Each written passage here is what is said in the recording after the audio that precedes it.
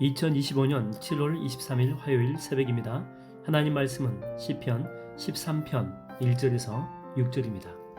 여호와여 어느 때까지이니까 나를 영원히 잊으시나이까 주의 얼굴을 나에게서 어느 때까지 숨기시겠나이까 나의 영혼이 번민하고 종일토록 마음에 근심하기를 어느 때까지 하오며 내 원수가 나를 치며 자랑하기를 어느 때까지 하리이까 여호와 내 하나님이여 나를 생각하사 응답하시고 나의 눈을 밝히소서. 두렵건대 내가 사망에 잠을 잘까 하오며 두렵건대 나의 원수가 이르기를 내가 그를 이겼다 할까 하오며 내가 흔들릴 때에 나의 대적들이 기뻐할까 하나이다. 나는 오직 주의 사랑을 의지하였사오니 그의 마음은 주의 구원을 기뻐하리이다. 내가 여호와를 찬송하리니 이는 주께서 내게 은덕을 베푸심이로다. 하나님 말씀을 증거하겠습니다. 보통 이게 심장 박동 소리를 듣게 되면 쿵쿵 이렇게 나죠. 쿵쿵. 근데 이 중간에 제3의 소리 쿵덕쿵 이렇게 제3의 소리가 나면 심각하게 힘든 상황이다. 보통 그렇게 이야기합니다. 정신분열증이라고 하는 것은 자기 생각하고 생각이 이렇게 자연스럽게 연결이 돼야 되는데 제3의 생각이나 이상한 생각들이 이렇게 중간에 들어오는 현상을 이야기하죠. 아니면 내가 이렇게 지금 이렇게 보고 있는 거 있지 않습니까? 내가 이렇게 보는 건데 다른 사람은 못 보는 이상한 것이 보이면 또 심각한 상황이다 라고 볼 수도 있죠. 이런 종류의 그 환자의 치료는 바로 솔직한 자기 인정에서부터 시작이 됩니다. 내가 아프구나, 내가 치료가 필요하구나, 이걸 먼저 인식하는 것입니다. 오늘 이 본문에서 다윗은 주님께 항변하면서 지금 솔직한 기도를 하고 있습니다. 3절에 보니까 죽겠다는 거죠. 주님 괴롭습니다. 차라리 잠자다가 안 일어났으면 좋겠다. 사망의 잠 이렇게 표현하고 있죠. 4절에서도 솔직히 주님 내가 이러면 원수들이 좋아할 것 아닙니까? 이렇게 솔직하게 지금 이야기하는 것. 그래서 나 힘들다, 괴롭다 이렇게 표현하고 있죠. 여러분 우리는 가짜 확신을 어거지로 우리 가운데 주입할 필요가 없어요. 아직 평안이 임하지 않았는데 평안함을 강제로 주입할 필요가 뭐가 있겠습니까?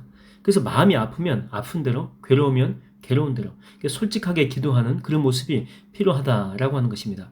예수님도 이 겟세마네 동산에서 기도하시는 걸 보게 되면 폼 잡지 않았거든요. 힘드셨던 그 마음 그대로 표현합니다. 아버지 할 수만 있다면 이 잔을 내게서 좀 옮겨 주십시오. 함께 중보하러 온 제자들한테도 말하잖아요. 내가 심히 고민하여 죽게 되었다고. 그러니까 너희들도 이곳에서 나를 위해서 중보기도 좀 해달라고. 여러분 예수님은 너무 거룩한 척 안 했습니다. 배고프면 배고프다. 목마르면 목마르다. 감정을 정직하게 표현하신 분이십니다. 여러분이 너무 감정을 쿡쿡 이렇게 눌러두게 되면 속에서 이게 썩습니다. 그러면 그게 마음만 상하게 할 뿐 아니고 몸도 망가지게 한다고 하는 거죠. 그래서 이 찬송가에도 보게 되면 내 마음을 쏟아놓으라 이렇게 이야기하잖아요. 성경 단어는 쏟아놓는 것을 토설한다 그래요. 토설한다. 토는 내품을 토고 설은 말이에요. 말. 그냥 속으로 하는 게 아니고 쏟아놓으면서 말로 기도한다라고 하는 거죠. 성경에 보게 되면 하박국 같은 선지자가 대표적인 사람입니다. 이 하박국서 이게 앞장에 보게 되면 하나님 앞에 막 토설하듯이 기도하죠. 기도하기보다는 그냥 자기 하소연하는 것입니다. 자기 상처 입은 그런 감정들을 전부 다 쏟아놓습니다. 왜 하나님은 이런 부당한 상황에서 내가 부르짖어 기도해도 응답하지 않는 것입니까? 이런 악함과 폐역이 난무한데 왜 하나님은 방치하십니까? 이 가슴속에 이게 웅얼진 것들을 전부 다 주님 앞에 쏟아내는 그런 모습이죠. 근데 참 감사한 게 뭐냐면 그런 하박국의 정말 피 맺힌 기도인데 그것을 나중에요 하나하나 다 설명을 해주세요. 또 뭐라고 야단치지 않고 전부 다 응답해 주신다라고 하는 것입니다. 그래서 하박국이 하나님이 응답해 주시는 그 말씀을 듣고 그 마음에 위로를 얻었습니다. 위로를 평안을 얻죠. 아 이렇구나. 그래서 이렇구나. 납득이 되고 나중에 이해가 되는 것입니다. 그래서 찬양하지 않습니까? 무화과 나뭇잎이 마르고 포도 열매가 없으며 감람나무 열매 그치고 논밭에 식물이 없어도 우리의 양떼가 없으며 외양간 송아지 없어도 난 여호와로 즐거워하리 난 여호와로 즐거워하리 난 구원의 하나님을 인해 기뻐하리라. 여러분 이렇게 다 쏟아놓는 이 기도의 특징이 뭐냐면 이렇게 기도하고 난 후에는 이렇게 하나님이 주시는 위로가 있고 또 은혜가 있고 축복이 있다라고 하는 것입니다. 그래서 오늘 이 본문에서도 다윗 보십시오. 앞에서는 막 토설하는 기도를 하지만 5절과 6절 그 뒤쪽에 가서 보니까 뒤에서는 어떻게 마무리합니까? 찬양과 기쁨으로 마무리하는 그런 모습이 나와요. 그러니까 하나님이 다윗의 기도를 들으셨고 찬양할 수밖에 없도록 은혜를 주시고 평강을 주셨다라고 하는 것입니다. 이 조류학자들이 이렇게 새들을 관찰하다가 재미있는 내용을 발견합니다. 둥지에서 이 새끼들이 한 5마리가 이렇게 있지 않습니까? 그러면 어미새는 먹이를 이제 입에 물고 와요. 조류학자가 생각하기를 아마 골고루 새끼들한테 먹이를 줄 것이다, 이렇게 생각했는데 아니다라고 하는 것이죠. 보니까 유독 한 새끼에게만 집중적으로 먹이를 가져다 주는 것입니다. 알고 봤더니 그 새끼 새의 그 특징이 뭐냐면 가장 시끄럽게 울어요. 정말 시끄럽게 울고 또 입을 막 찢어져라고 막 벌립니다. 제일 크게 벌립니다. 그리고 또 오바해서 막 벌리고, 또 엄마 새가 이렇게 먹이를 물고 오면 적극적으로 막 움직이면서 환영하는 그런 모습을 보이더라는 거죠. 가장 최고의 그런 행동을 하는 그런 새한테, 새끼 새한테 먹이를 가져다 줍니다. 우리가 이렇게 복음서도에 보게 되면 17 그 맹인거지 보십시오. 주님은 그냥 그 길을 옆으로 지나가려고 했거든요. 근데 마치 이 새끼 새처럼 악을 막 고래고래 지릅니다. 나사렛 예수여, 나사렛 예수여, 나를 좀 불쌍히 여겨달라고. 주변의 제자들이 말려요. 그래도 필요 없습니다. 더 크게 부르짖죠. 그 소리를 들으시고 주님은 그에게 오십니다. 그리고 고쳐주십니다. 그 소리에 주님은 외면하지 않으신 것입니다. 내 입을 크게 벌려라, 내가 채우리라. 물론 이 성경 구절은 꿈과 비전에 대한 그런 뜻도 있겠지만 저는 이런 의미도 있다고 생각됩니다. 큰 소리로 이렇게 마음에 있는 것들을 주님께 아뢰라는 거죠.